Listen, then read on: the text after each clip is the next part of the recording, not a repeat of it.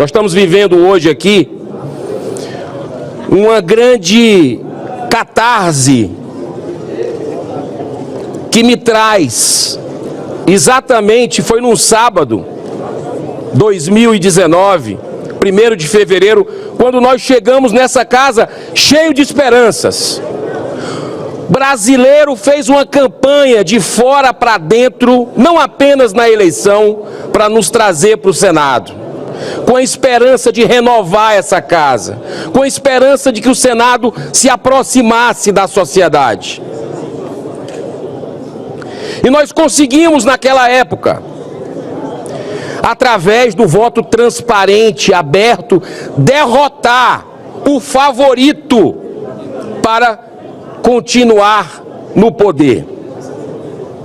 Ali, na junção daqueles senadores que estavam chegando com os que ainda estavam aqui, reacendeu a esperança e o povo brasileiro comemorou. Mas essa lua de mel com a sociedade demorou muito pouco. O primeiro compromisso foi descumprido com o candidato que hoje quer voltar a conduzir a casa. O primeiro, onde ele fala com todas as letras, não vou colocar o áudio em respeito às pessoas, mas diz: o prestígio e estatura do Senado serão recuperados com o voto aberto. Chega de segredismo na República.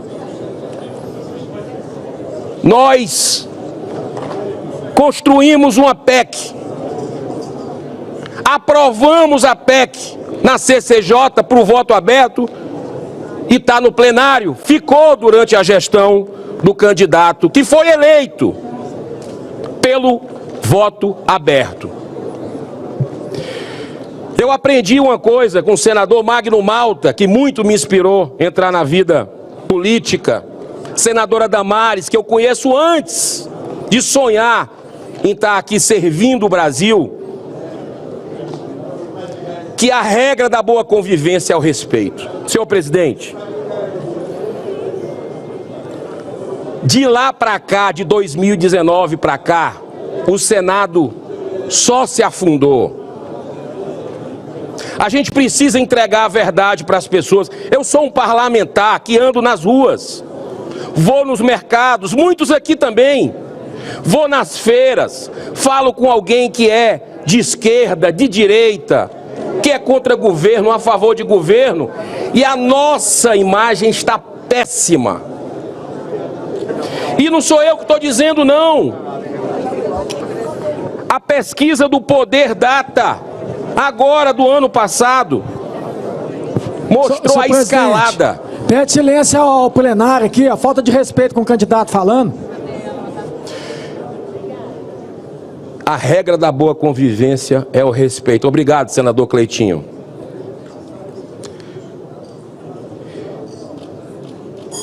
Naquele momento que a gente chegou aqui, o Senado estava 35% de péssimo perante a sociedade. A escalada veio 42 em 2023, 44 ainda em 2023 e agora 45% de péssimo. A aprovação perto de 10% dessa casa. Essa é a verdade que a gente precisa encarar. E nós temos aqui, senhor presidente, eu acho que o grande problema nosso foi não ter enfrentado. Nós tivemos várias oportunidades, tanto na presidência anterior quanto na sua. O reequilíbrio entre os poderes que foi perdido. A censura voltou ao Brasil depois da redemocratização. A revista Cruzoé, em 2019, durante a gestão do candidato do continuismo que quer voltar, foi censurada pelo STF, numa matéria do amigo do meu pai,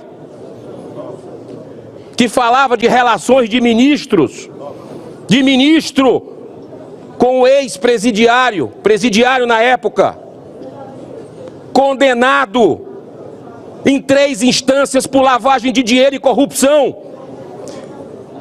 por dezenas de juízes, citado centenas de vezes em delações premiadas com nome. O Senado ficou assistindo à censura. Não parou por aí. Nós tivemos, vai completar agora 6 anos, um inquérito irregular, sem fim, que um ex-ministro do Supremo Tribunal Federal colocou, que é o inquérito do fim do mundo, onde a mesma pessoa, o mesmo ministro, julga, é a vítima, é o promotor, é tudo, é o dono da bola. A Constituição da República Federativa do Brasil é rasgada dia sim, dia não, aqui do nosso lado. E esse Senado se acovarda. Todos nós somos corresponsáveis por essa derrocata dessa casa. A população está nos assistindo agora. Recebi a informação que a audiência é recorde em vários veículos. O que é que ela espera de nós, afinal?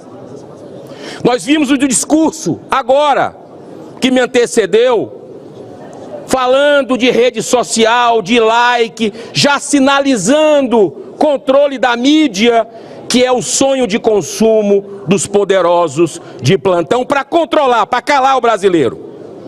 O PL da censura passou sob a presidência do candidato do continuismo. A gente precisa lembrar disso. Um espectro político da direita, dos conservadores desse país, não se sentem representados pelo que acabou de ouvir aqui da outra tribuna do candidato do continuismo. Aqui não é clube privado que um passa o bastão para o outro, faz acordões, vai tu para aquela comissão. Isso não deveria ser correto. Cargos. Nós viramos aqui um balcão de emendas há muito tempo. O Congresso cada vez mais com dinheiro, com chavos, troca de favores. Isso é desigual, é uma concorrência desleal. Eu sou a favor de acabar com emenda parlamentar. Isso é um desvio de função. Está lá a nossa prerrogativa constitucional.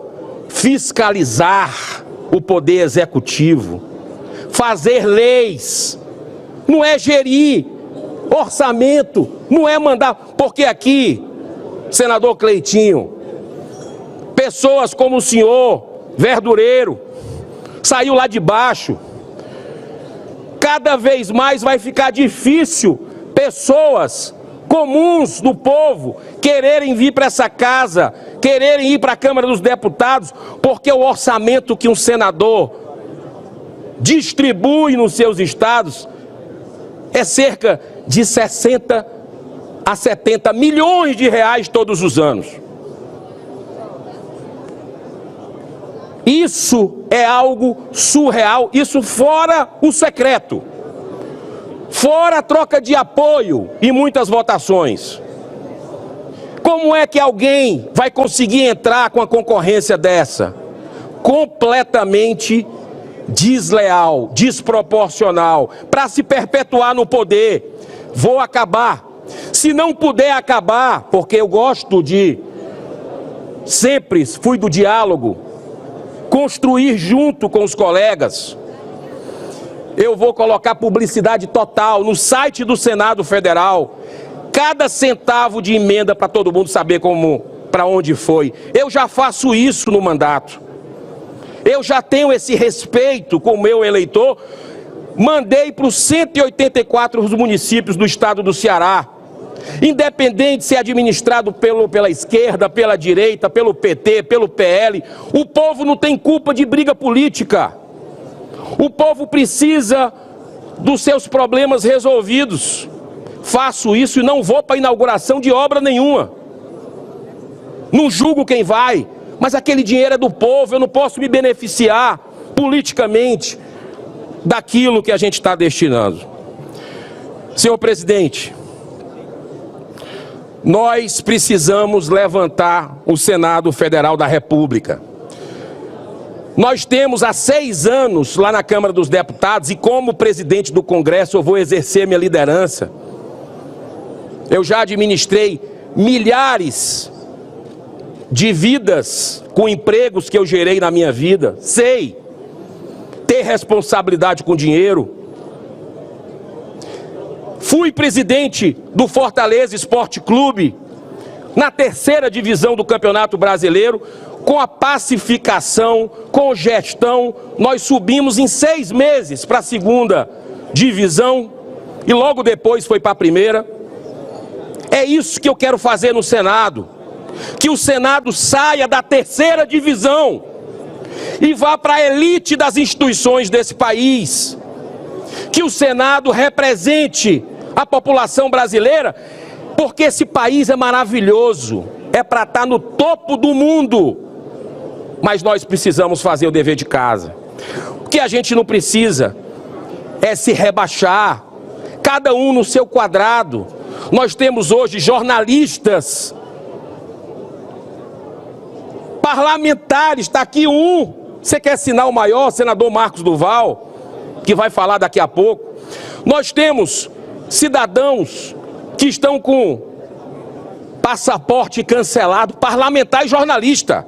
Isso é democracia onde?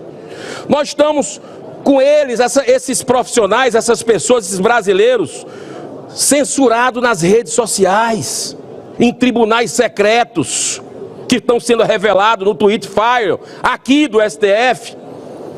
Nós temos essas pessoas com as contas bancárias bloqueadas, que trabalharam a vida inteira numa canetada de um ministro do Supremo, e nós vamos ficar calados aqui? É isso? Como é que a gente vai encarar as pessoas lá fora? A insegurança jurídica que esse país chegou, o caos institucional, é porque essa casa não faz o seu dever. E eu tenho certeza da capacidade de cada um aqui, para juntos a gente levantar, porque o brasileiro está aflito lá fora. O cidadão que paga imposto cada vez mais alto. E a gente pode dar o exemplo aqui dessa casa. Sabe quanto é que custa o Senado para funcionar? Mais do que a maioria das capitais brasileiras. O Senado gasta quase 7 bi para rodar, com mordomia, regalia, excessos. Enquanto a população lá fora sofre com aumento de preço a partir desse governo irresponsável, que só pensa em gastar e se vingar de seus adversários políticos. Chega de perseguição política, chega de intimidação. O Senado precisa cumprir o seu dever. E eu, como presidente, se tiver o voto de vocês, e eu sei que é um jogo muito tradicional, de cartas marcadas, mas eu peço a consciência de cada um, nesse momento. Não é um voto em mim, é um voto para o Brasil, é um voto de mudança, é um voto para os seus filhos, para os seus netos terem liberdade. Os valores da nossa terra são em defesa da vida desde a concepção, da família, da liberdade, da ética. Candidato do continuismo é a favor de cassino, de bingo. Já não basta as bets que ele apoiou e que eu alertei lá atrás que iria ser uma tragédia social humanitária. Como é que vocês vão ficar com a consciência de vocês e com olhar no olho do seu conterrâneo, ampliando essa tragédia com cassino, com bingo, que já se demonstrou que é uma falácia, que isso é para beneficiar a magnata? Senhor presidente, nós estamos chegando agora numa decisão muito importante para a nação.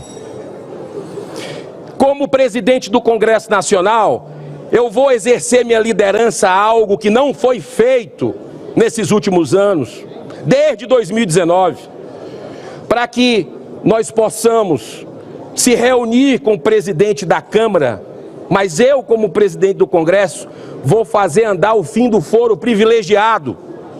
A grande blindagem à corrupção e à impunidade no país, fica um poder protegendo o outro por causa disso. Vou exercer a liderança para votar logo a PEC antidrogas, que nós votamos aqui e que parece um jogo combinado.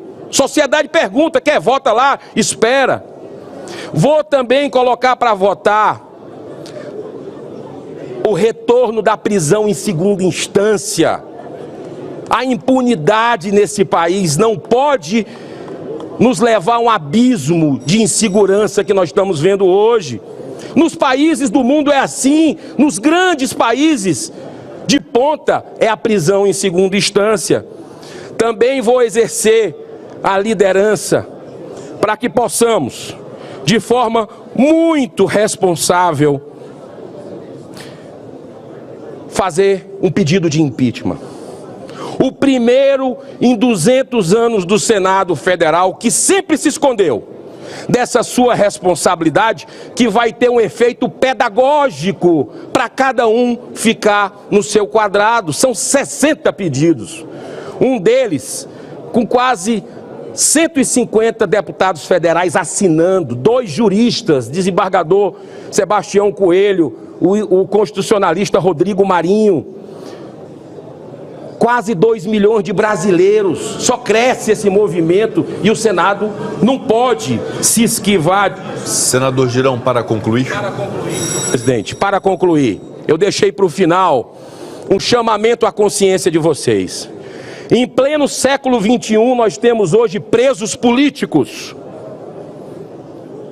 que estão com as suas famílias devastadas, sem direito à defesa, ao contraditório, os seus advogados sem acesso aos autos. E eu mostro, senhor presidente, aqui, para todo o Brasil, um retrato que eu considero o mais emblemático, que é da Débora, uma cabeleireira com 2 filhos pequenos. Está presa há quase 2 anos. Sabe por quê? Porque num roubo, num momento de fraqueza que todos nós temos, de revolta, mas ela não fez,